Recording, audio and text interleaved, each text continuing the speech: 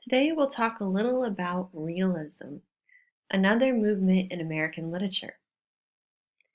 So realism begins right around the time of the Civil War. It starts around 1865 and goes roughly through 1900.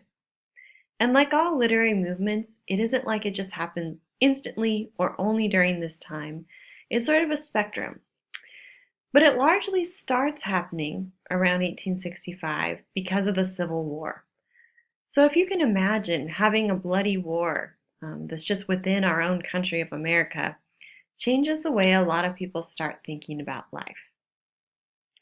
They approach it a little more realistically, maybe. They don't think about it as idealistically.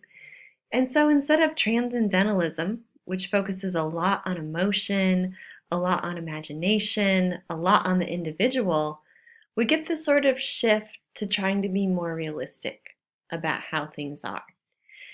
Instead of Walt Whitman writing Song of Myself or Thoreau writing about building his cabin in the woods, we get a shift to trying to portray things with sort of the bleakness of life included in them. So it differs from the transcendental period and also romantic writers of the time. And the Civil War shapes it a lot, but we also get machines making things, we get industrialization happening.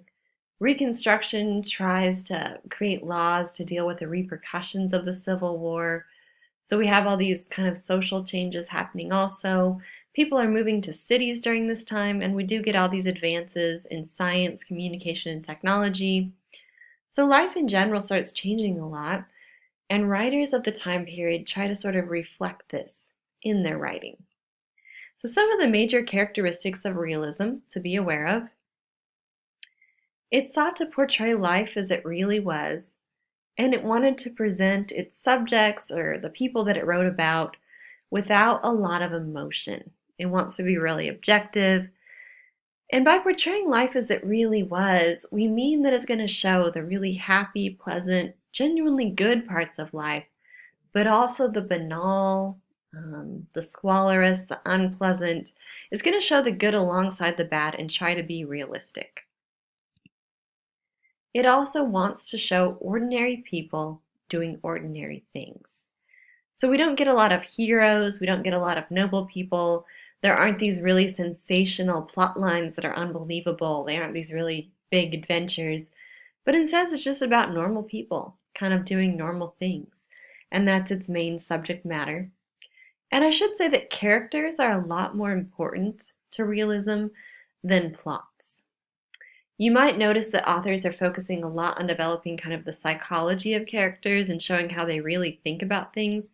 So they focus a lot more on portraying people and their complexities and their characteristics more than what they do. Not much might happen in a realist work compared to some other eras. It often appeals to the middle class, kind of the common person, and this is seen especially in novels. And it also uses language that's more common.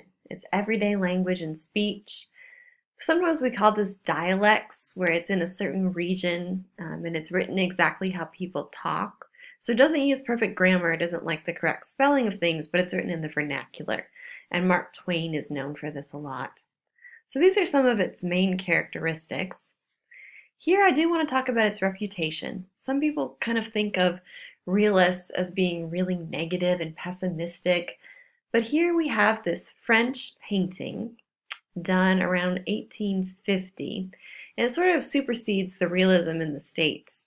But I think this depicts well.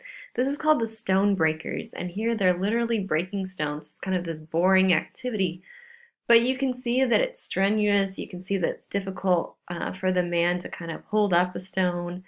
But you can also see that they're not that dirty, that it looks like they're in kind of a pretty place as they're doing it. So it has the negative alongside of the positive, and it's trying to just show how things really are, even if they're sort of ordinary and not something that grabs our attention in a really dramatic way. So here we have kind of just a depiction of it for you to hold on to.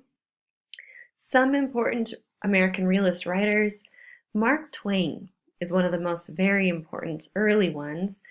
The Diary of Adam and Eve is a retelling of the Genesis narrative. So we might not think that it has that many realist characteristics, but it's trying to show Adam as a realistic man and Eve as a realistic woman, right? It's kind of showing how they think about things, their characteristics. So we can say that it has some realist tendencies. We also have Henry James and William Dean Howell, very famous novelists and short story writers. And then Hart Crane and E.A. Robinson are important poets. So we have some of the writers. Thank you for learning about American realism.